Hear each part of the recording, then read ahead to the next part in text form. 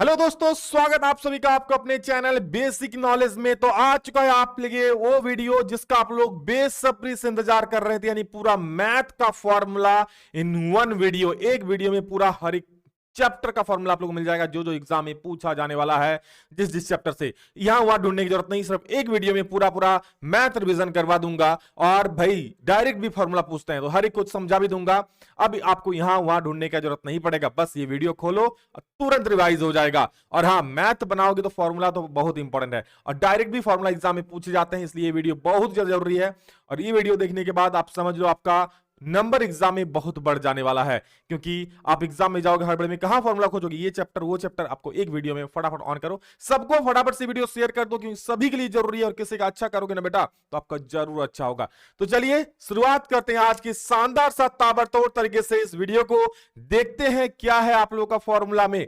जी हाँ, सबसे पहला चैप्टर आप लोगों का जो है एक नंबर, वो तो अभाज्य गुणनखंड वाला है, ऐसे कुछ खास फॉर्मूला है नहीं, ठीक है।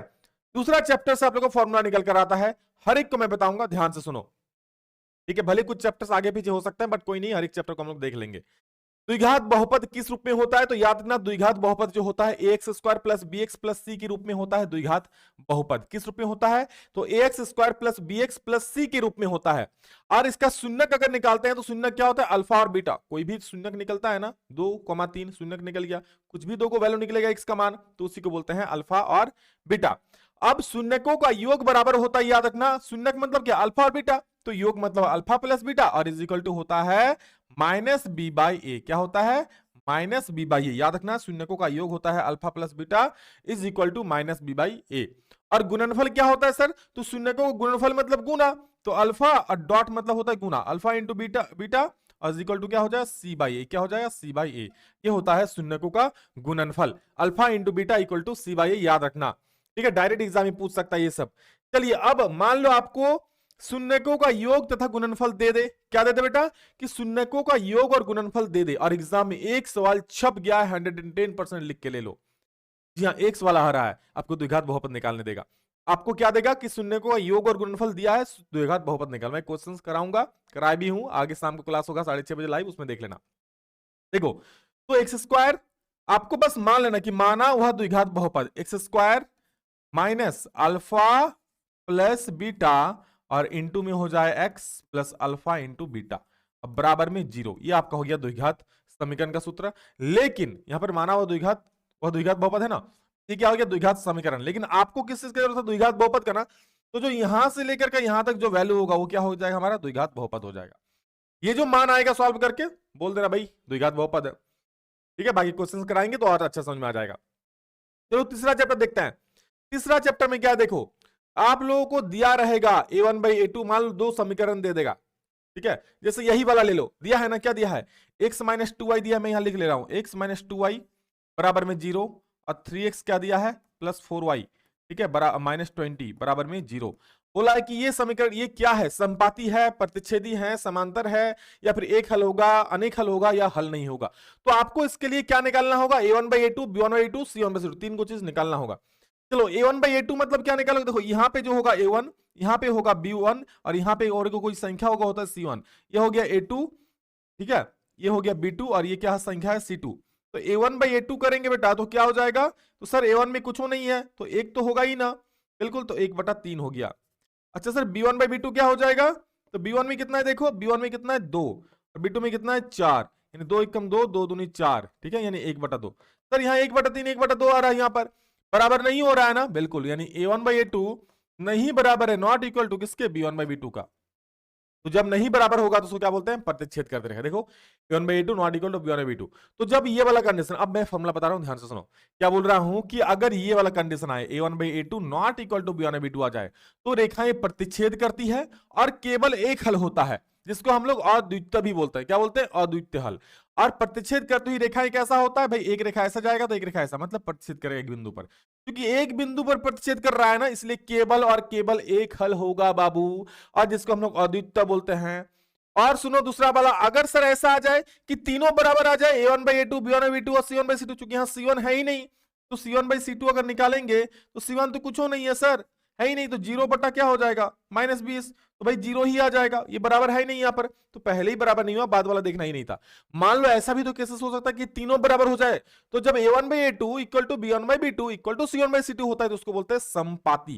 क्या समपाती, और इसकी रेखाएं कैसी होती है, एक रेखा के ऊपर ही दूसरा रेखा चढ़ जाता है, क्योंकि दो समीकरण है ना, इसका एक रेखा और इसका एक रेखा, देखो समीकरण उतना रेखा है, तो दोनों दोनों जो रेखा एक दूसरे के ऊपर हो जाएगा। अब इस ऊपर हो गया तो हर एक बिंदु पर मिल रहा है, तो हर एक बिंदु पर इसका मान निकलेगा, मतलब कितना सारा मान होगा, अनेक, अनंत हल हो जाएगा, और बोल देना अपरिमित रूप से अनेक हल। और याद रखना जिसका हल निकाल रहा है उसको हम लोग बोलते हैं संगत। क्या बोलते हैं, संगत, ये भी याद रखना, जिसका हल निकल रहा है उसको बोलते हैं संगत, और जिसका हल नहीं निकल रहा है उसको बोलते हैं असंगत। बिल्कुल सही बात है।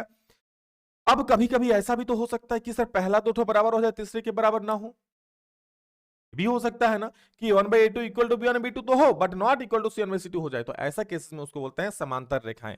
समांतर मतलब ये एक रेखा और एक रेखा, कभी भी मिल रहा है क्या, नहीं मिल रहा है, तो हल मिलेगा क्या, नहीं, अरे मिल ही नहीं रहा है कोई बिंदु पर, तो हल कितना मिलेगा, नहीं मिलेगा, तो कोई हल नहीं, और जब कोई हल नहीं तो उसको बोलते हैं असंगत। क्या बोलते हैं, असंगत, ठीक है, असंगत। अब देखो यहाँ पर संपाती मतलब एक रेखा के ऊपर ही दूसरा रेखा, हर एक बिंदु पर मिल रहा है तो अपरिमित रूप से अनेक हल, इसको संगत बोलेंगे। प्रतिच्छेद तो काट रहा है तो एक जब बिंदु पर, तो एक हल यानी अद्वितीय हल, वो भी संगत होता है। क्लियर है, तो इतना आसान है आप लोगों का, बस ये से ऑब्जेक्टिव सवाल हर एक बार एग्जाम में छपता है, और आप समझ गए ना भाई, आप भी छाप दोगे।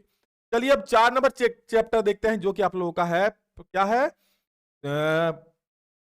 समांतर श्रेणी से। कुछ फॉर्मूला है, कुछ फॉर्मूला मैं लिख दूंगा, देखो क्या है। समांतर श्रेणी चैप्टर 5 से है, ठीक है। ए बोलो या a1 बोलो, इसको बोलते हैं क्या, प्रथम पद, ठीक है। इस प्रकार से होता है a1, a2, a3, a4, dash dash dash an तक होता है, n होता है अंतिम पद। सार्व अंतर क्या होता है भाई, सार्व अंतर निकालने का फॉर्मूला होता है क्या, d equal to a2 minus a1, यानी दूसरा पद में से पहला पद माइनस कर दो, या तीसरा पद में से दूसरा पद माइनस कर दो, इसका उसके अगला पद में से उसका पिछला पद माइनस कर दो, मतलब एक अगला पद में से पिछला पद माइनस करोगे तो सार्व अंतर निकल जाएगा। क्लियर है। अब ये हमारा अंतिम पद का फॉर्मूला होता है, ये किस चीज का, अंतिम पद का, याद रखना। अंतिम पद कभी निकालने बोले तो उसका फॉर्मूला क्या होता है, an बराबर a plus n minus 1 into D. जहां an क्या है, जहां an आपका है अंतिम पद, a है आपका प्रथम पद, ठीक है, और n क्या है, n मतलब होता है नंबर्स। किसका नंबर भाई, पदों का नंबर्स, यानी n मतलब होता है क्या भाई, n मतलब होता है पदों की संख्या, पदों की, सॉरी, पदों की संख्या, क्या हो जाएगा, पदों की संख्या। और आप लोगों का शून्य योगफल का भी, ये तो अंतिम पद हो गया, क्या हो गया बेटा, ये अंतिम पद हो गया आपका। और एक फॉर्मूला होता है इसमें कि पदों का योग, क्या होता है, पदों का योग, ये भी लिख लो आप लोग, पदों का योग का फॉर्मूला क्या होता है। तो एसएन का दो गो फॉर्मूला होता है, एक छोटका भाई होता है, एक बड़का भाई होता है। बड़का भाई जो होता है ना, n/2 होता है, तो 2a plus n minus 1 into D, n-1 into D, ये हो गया बड़का भाई का फॉर्मूला। और इसका एक छोटा भाई होता है, ठीक है, छोटा भाई, तो छोटा फॉर्मूला होता है a प्लस an। दोनों में से कोई भी फॉर्मूला आप लगा सकते हो, जैसा आपको दिया है उस अनुसार। मान लो आपको an दे दिया है तो ये वाला फॉर्मूला लगा दो, n नहीं दिया है, a दिया है, n दिया है, दी, तो ऊपर वाला लगा दो। ठीक है, क्वेश्चंस बनाते हैं, बनाए भी है, आप लोग उससे समझ में आ जाएगा। तो दो चीज मेन फॉर्मूला है, S N equal to n/2 into 2a plus n minus 1 into D, और एक होता है S N equal to n/2 into a plus an, यानी अंतिम पद। क्लियर है, तो बस इतना सा ही फॉर्मूला है आपके इस चैप्टर में, आप बाकी और फॉर्मूला नहीं है इसमें। ठीक है, चलिए 5 नंबर देखते हैं आप लोगों का, द्विघात समीकरण। जी हाँ, दिख रहा होगा, नहीं दिख रहा है, चलिए मैं दिखा देता हूं।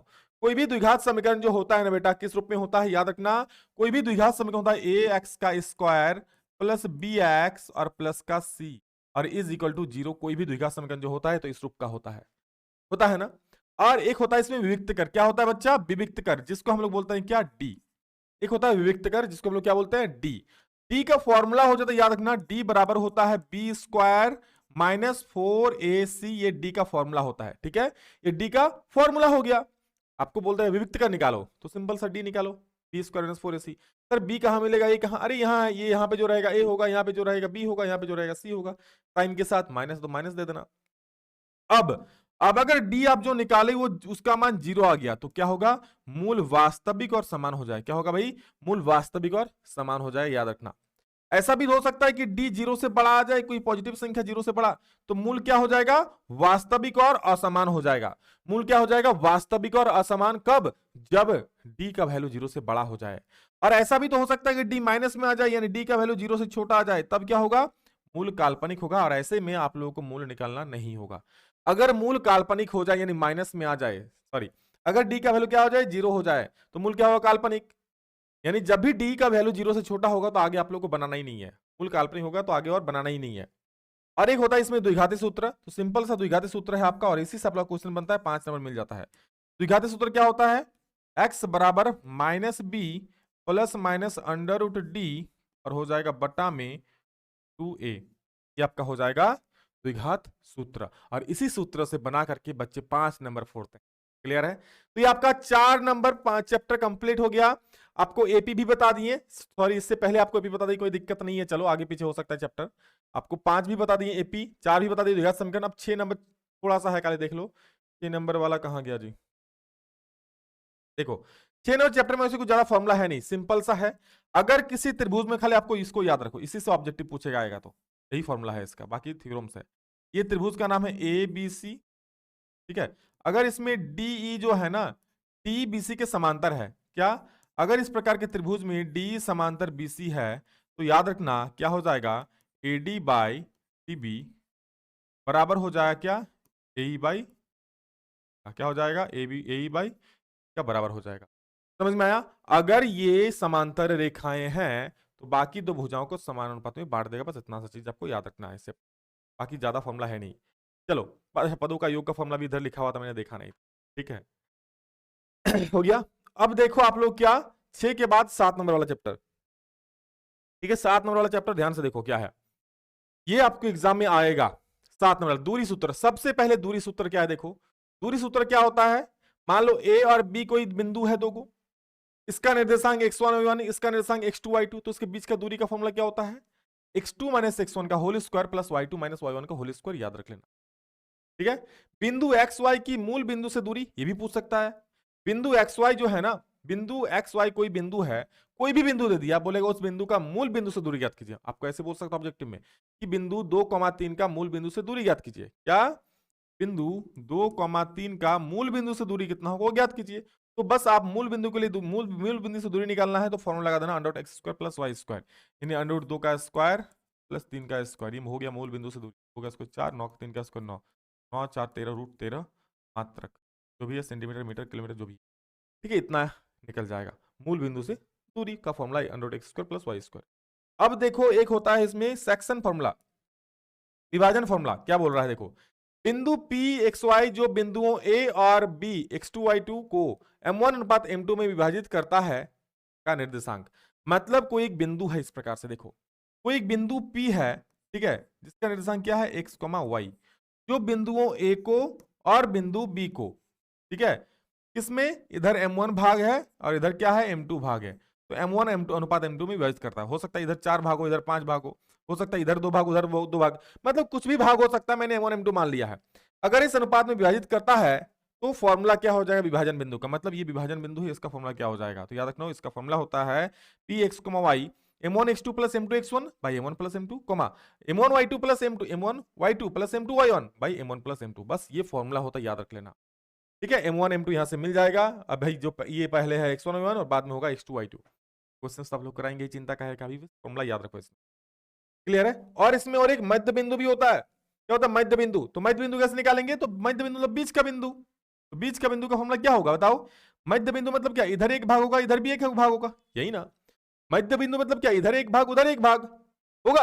तो भाई M1 का वैल्यू भी 1, M2 का वैल्यू भी 1, तो इधर तो M एक एक होकर खत्म हो जाएगा, इधर 1 और 1 कितना हो जाएगा 2, तो बटा 2 कर दिए, और इसको हम x1 प्लस x2 लिख सकते हैं, क्योंकि M1 का वैल्यू 1 बैठाओ कोई दिक्कत नहीं है, M2 का वैल्यू 1 बैठाओ तो x1 ही हो जाए गुना होके। तो बस याद रखना आप लोग इतना सा कि भाई मध्य बिंदु का निर्देशांक होता है x1 plus x2 by 2, y1 plus y2 by 2, direct निकालने दे सकता है, 2 बिंदु दे देगा, बोलेगा इसका मध्य बिंदु क्या होगा, तो नहीं बना पाओगे भाई, छक्के छुड़ा देना, बोल देना विकास सर से सारे फॉर्मूला पढ़ के आए हैं, ढूंढ देंगे भाई ढूंढ देंगे, हर एक क्वेश्चन का गुरु तोड़ देंगे। देखो त्रिकोणमिति, त्रिकोणमिति में भाई क्या होता है, साइन थीटा इक्वल टू याद रखना p बाई एच होता है, cos theta b by h और tan theta p by b, इसका 3 गो उल्टा होता है, साइन का उल्टा कोसेक, साइन थीटा अगर p बाई एच है तो cosec theta h by p, cos theta अगर b बाई एच है तो सेक थीटा, कॉस का उल्टा सेक होता है sec theta h by b, tan theta p by b है तो कॉट थीटा उसका उल्टा p बाई p हो जाएगा, क्लियर है। अब ये हमेशा समकोण त्रिभुज में ही लगता है, समकोण त्रिभुज में क्या होता है, एगो कर्ण होता है, एगो लंब होता है, एगो आधार। देखो लंब और आधार आपस में बदल सकता है। ठीक है, तो अब क्या है देखो, अब इसमें ना मान लो कोई एक चीज दे दे, दूसरा चीज निकालना है, तो एक फॉर्मूला होता है, ये फॉर्मूला याद रखना कि कर्ण का स्क्वायर एच का स्क्वायर इक्वल टू पी का स्क्वायर प्लस बी का स्क्वायर। इसको एच मानते हैं तो पी, इसको बी, तो एच का स्क्वायर पी का स्क्वायर बी का प्लस बी का स्क्वायर। कोई भी दो को दिया रहेगा, तीसरा आप आराम से निकाल सकते हो प्लस माइनस करके। ठीक है, अब कुछ और फॉर्मूला देख लो। साइन थीटा इक्वल टू क्या होता है, 1 by cosec theta. Cos theta equal to होता है 1 by sec theta. Tan theta equal to 1 by cot theta. बाकी सब इसका उल्टा हो जाएगा। ठीक है, sine theta equal to 1 by cosec theta है तो कॉसेक थीटा इक्वल टू क्या हो जाएगा, 1 by sine theta. Cos theta equal to 1 by sec theta है तो सेक थीटा इक्वल टू क्या हो जाएगा, 1 बाई कॉस थीटा। और tan theta equal to 1 by cot theta है तो cot theta equal to 1 by tan theta. मतलब एक फॉर्मूला याद करोगे उससे दो फॉर्मूला निकल जाएगा। क्लियर है, चलो और कुछ इसमें फॉर्मूला है उसको देख लो। ठीक है, और फॉर्मूला है इसमें, उसको भी हम लोग देखेंगे। उसके पहले आप लोगों का और कुछ भी पढ़ना है। देखो ये, इसको याद रखना बेटा, ये जो टेबल है ना कि साइन 30 कितना होता है, कॉस 60 कितना होता है, याद रखना। ठीक है, आप लोग देख लो, इसको स्क्रीनशॉट ले लो। ठीक है, मैं इसको नहीं पढ़ूंगा, आप लोग पढ़ लेना, ये तो फॉर्मूला है, याद रखना। ठीक है, मतलब फॉर्मूला क्या वैल्यू है, याद रखना। चलो कुछ और फॉर्मूला में हम लोग आ चुके हैं, याद रखना। क्या, देखो यहां पर मैंने सब कुछ नहीं लिखा है, बट आप लोग ये समझ जाना कि sine theta equal to 1 by cosec theta है तो बेटा कॉसेक थीटा इक्वल टू क्या हो जाएगा, cosec theta equal to 1 by sine theta हो जाएगा। सिंपल सा बात है। Cos theta equal to 1 by sec theta है तो बोलो sec theta equal to 1 by cos theta नहीं होगा, अरे बिल्कुल हो जाएगा। फिर tan theta equal to 1 by cot theta है तो कॉट थीटा इक्वल टू क्या हो जाएगा, 1 बाई टेन थीटा। क्लियर है, नेक्स्ट देखो, ये तो हो गया। ये देखो cosec square theta minus cot square theta equal to 1, direct exam में छप जाता है ये सब सवाल, डायरेक्ट पूछा है भाई, पिछले ही साल पूछा था कि sine square theta plus cos square theta equal to क्या होता है, तो बच्चा बच्चा मार दिया ऐसा एक होता है, क्यों पढ़ के गए थे। तो cosec square theta minus cot square theta 1, और यहीं से बाकी दो फॉर्मूला निकल जाता है। आप लोग खाली ये वाला फॉर्मूला याद रखो, इसी से दो फॉर्मूला निकल जाएगा। Cosec square theta minus cot square theta equal to क्या होता है, 1 होता है। तो कॉसेक स्क्वायर थीटा क्या हो जाएगा, 1 प्लस कॉट स्क्वायर थीटा। क्या हो जाएगा, कॉसेक माइनस उधर जाएगा तो प्लस हो जाएगा। अब हमें कॉट स्क्वायर थीटा निकालना है तो उधर कॉट स्क्वायर थीटा चल गया, बस 1 को उधर भेज दो, कॉट स्क्वायर थीटा का फॉर्मूला निकल जाएगा। यानी cot square theta equal to क्या हो जाएगा भाई, इधर 1 में है प्लस में, इधर के माइनस हो जाएगा। यानी क्या हो जाएगा, कॉसेक स्क्वायर थीटा माइनस 1 और इक्वल टू क्या हो जाएगा, कॉट स्क्वायर, है ना, दो बार थीटा लिखा था, कोई दिक्कत नहीं, एक ही बार लिखो। तो cot square theta equal to क्या हो जाएगा, कोसेक स्क्वायर थीटा माइनस 1। उसी प्रकार से आपका होता है sec square theta minus tan square theta equal to 1, तो सेक स्क्वायर थीटा क्या हो जाएगा, माइनस है, उधर जाके प्लस हो जाएगा, यानी 1 प्लस टेन स्क्वायर थीटा। देखो सेक स्क्वायर थीटा इक्वल क्या हो, 1 प्लस टेन स्क्वायर थीटा, और टेन स्क्वायर थीटा इक्वल क्या हो जाएगा भाई, एक को उधर भेज दो, यानी सेक स्क्वायर थीटा माइनस 1 हो जाएगा। तो टेन स्क्वायर थीटा इक्वल क्या हो गया, सेक स्क्वायर थीटा माइनस 1। यानी एक फॉर्मूला आप याद रख लो, बाकी के फॉर्मूला इसी फॉर्मूला से निकल जाएगा। इतना आसान है बेटा, इतना ही आसान है। और एक फॉर्मूला इसमें होता है, उसको भी याद रख लो, जो बहुत जबरदस्त फॉर्मूला है। क्या, मैं लिख दे रहा हूं, sign square theta plus cos square theta, ये तो छोड़ ही दिया हूं, ये आया था पिछली बार 1। और तो साइन स्क्वायर थीटा कितना हो जाएगा, 1 माइनस कॉस स्क्वायर थीटा, बच्चा बच्चा जानता है ये सब। और cos square theta, cos square theta क्या हो जाएगा, तो कॉस स्क्वायर थीटा क्या हो जाएगा बोलो, sign square theta 1 minus cos square theta, cos square theta क्या हो जाएगा, साइन को उधर भेज दो, 1 माइनस साइन स्क्वायर थीटा हो जाएगा, है ना, बिल्कुल ऐसी बात है। तो ये 8 नंबर चैप्टर हो गया। फिर 9 नंबर आपका ज्यादा फॉर्मूला है नहीं भाई, अवनमन उन्नयन अवनमन कौन है, सीधा सीधी साइन थीटा कॉस थीटा वही सब लगाना है। ठीक है, 10 नंबर में कुछ फॉर्मूला है नहीं, 11 नंबर में तो आप लोगों का कट ही चुका है। 12 नंबर का कुछ फॉर्मूला है, देख लो त्रिज्यखंड वाला का। ठीक है, फटाफट देखो त्रिज्यखंड वाला कहाँ गया जी, चलो आ चुका है। देखो वृत्तों से संबंधित क्षेत्रफल, तो त्रिज्यखंड मतलब क्या, देखो कोई भी ऐसा वृत्त है, ये जो दो त्रिज्या से बना क्षेत्र होता है ना, ये थीटा है, तो इस क्षेत्र को बोलते हैं त्रिज्यखंड। क्या बोलते हैं इसको, त्रिज्यखंड। तो त्रिज्यखंड का क्षेत्रफल होता है theta by 360 into pi are square. त्रिज्यखंड का क्षेत्र, अच्छा यहाँ चाप की लंबाई है कि त्रिज्यखंड का क्षेत्रफल, हाँ सही है, त्रिज्यखंड का क्षेत्रफल theta by 360 into pi are square, theta आपका दिया रहेगा। और जो त्रिज्यखंड में भी दो होता है, एक होता है लघु, एक होता है दीर्घ। तो सुन लो, लघु का क्षेत्रफल होता है theta by 360 into pi are square. अगर आप दीर्घ का निकालना चाहो तो थीटा कितना होगा बोलो तो, क्योंकि ये वाला कोण थीटा है, तो बताओ ये वाला कोण कितना हो जाएगा, पूरा है 360, पूरा 360, और 360 में से ये वाला क्या माइनस हो जाएगा, यानी थीटा माइनस हो जाएगा। तो अगर हम दीर्घ का क्षेत्रफल निकालना चाहिए तो थीटा बाई 360 ही होगा, लेकिन थीटा के जगह पे क्या होगा, 360 minus theta, 360 minus theta, theta by 360 हो गया इंटू पाई स्क्वायर लगा दो, ये दीर्घ त्रिज्यखंड का क्षेत्रफल। चाप की लंबाई, तो याद रखना चाप की लंबाई क्या हो जाए, चाप की लंबाई मतलब पता है, ये वाला चाप हो जाएगा, यहां से जैसे इसको काटे ना, ये यहां से लेकर के यहां तक क्या हो गया चाप। तो चाप की लंबाई हो जाएगा theta by 360 into 2 pi R. Clear है। और इसमें वृत्तखंड का भी क्षेत्रफल होता है। वृत्तखंड कौन वाला होता है सर, तो देखो ये अगर वृत्त हो गया ना, तो ये आपका वृत्तखंड हो गया। ये क्या हो गया, ये आपका पूरा त्रिज्यखंड हो गया ना, पूरा त्रिज्यखंड, उसमें से जो इतना एरिया है ना वो वृत्तखंड हो गया। तो इसका कैसे निकालेंगे? तो इसका निकालेंगे त्रिज्यक खंड में से, ये जो त्रिज्यक खंड है इनमें से इस त्रिभुज को क्या कर देंगे? माइनस कर देंगे, तो भाई ये वाला बच्चा नहीं जाएगा। तो वही तो लिखा है मैंने कि वृत्तखंड का क्षेत्रफल बराबर त्रिज्यक का क्षेत्रफल माइनस त्रिभुज का क्षेत्रफल। तो त्रिज्यक का क्षेत्रफल होता है theta by 360 into pi are square, और त्रिभुज का होता है R square by 2 sine theta. याद रखना थीटा कितना सर? थीटा ये वाला जो बीच का कोण होगा वही होता है थीटा। क्लियर है? तो सिंपल सिंपल फॉर्मूला है इस चैप्टर में, ज्यादा कुछ भी हार्ड नहीं है आप लोगों का। ये भी हो चुका, ये भी हो चुका, ये भी हो चुका। अब देखो आ चुके हैं सबसे बड़ा, जो सबसे ज्यादा फॉर्मूला उस चैप्टर में। अब जरा ध्यान से देखना भाई, रिवीजन हो जाएगा, मैं कह दे रहा हूं, फॉर्मूला को अच्छे तरह से देख लो। घन का पार्श्व पृष्ठ क्षेत्र होता है 4a स्क्वायर और घन का कुल होता है 6 स्क्वायर। कैसे याद रखोगे? जैसे मान लो आपका कमरा है, घनाकार है भाई, 4 गो दीवार है ना, तो 500 मतलब पास पास का, पास पास में क्या दीवार है सर? 4 गो, तो 4a स्क्वायर। और छत्ता को ले लोगे, फर्श को ले लोगे, तो क्या गो हो जाएगा? 6 गो। तो कुल जोड़ोगे तो छत्ता और फर्श भी जुड़ जाएगा ना, तो क्या हो जाएगा? 6 गो, इसलिए 6a स्क्वायर। घनाभ का पार्श्व पृष्ठ क्षेत्रफल क्या होता है? तो घनाभ का याद रखना पार्श्व पृष्ठ होता है 2 into L plus B into H, और घनाभ का कुल निकालने बोलेगा तो हो जाएगा 2 into L B plus B H plus H L. ये कुल क्षेत्रफल हो जाता है। बात समझ में? मजा आ रहा है तो भाई लाइक ठोको। और हाँ, अभी तक बहुत सारे बच्चे ये काम नहीं किए हैं शेयर, भाई ये जब तक नहीं करोगे ना तब तक आंतरिक संतुष्टि नहीं मिला। किसी अपने जो भी पढ़ने वाले बच्चे उनको शेयर कर दो भाई, अच्छा करो, आपके साथ भी अच्छा होगा, कहीं नहीं जानते हो। ठीक है? पढ़ो, खुद भी पढ़ो और दूसरों को भी पढ़ाओ। ठीक है? ये कोई कंपटीशन नहीं कि उसका हो जाएगा मेरा नहीं होगा, अरे हर कोई अच्छा नंबर ला सकता है ना। तो आप ये देखोगे कि यही मैं शेयर करूँ सीख जाएगा, बिल्कुल नहीं। ये फॉर्मूला इतना आसान तरीका आपको कहीं नहीं मिलेगा, और इतना फॉर्मूला रिवीजन करने का। तो अब घनाभ में आ जाते हैं। घनाभ का हो गया, घनाभ का कुल भी हो गया। अर्धगोले, तो अर्धगोले का पार्श्व पृष्ठीय क्षेत्रफल, तो अर्धगोला भाई देखो ये, तो ये जो पार्श्व पृष्ठफल होता है इसका होता है 2 पाई आर स्क्वायर। क्या होता है? 2 पाई आर स्क्वायर। और अगर अर्धगोले का कुल पृष्ठफल बोल दे तो भाई ऊपर वाला भी जुड़ जाएगा, जो ये ढक्कन है गोलाकार का, तो ये क्या होता है? इसका होता है पाई आर स्क्वायर। क्या होता है? Pi are square. तो 2 पाई आर स्क्वायर और 1 pi are square, 3 pi are square हो जाएगा। गोले का पृष्ठीय क्षेत्रफल, ये जो गोला है, गोला गेंद देखे हो ना, उसका पृष्ठफल होता है pi r, sorry 4 pi are square. क्या होता है? 4 पाई आर स्क्वायर।